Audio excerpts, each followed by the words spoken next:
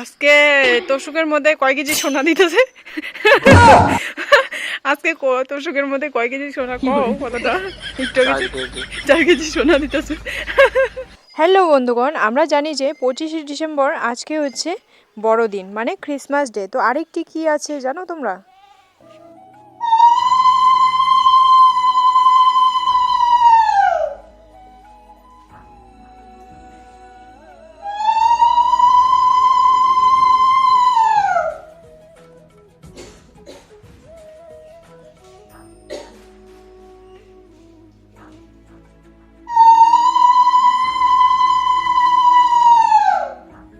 আমাদের হিন্দু ধর্মে কিন্তু আজকের দিনে তুলসী পুজো হয়।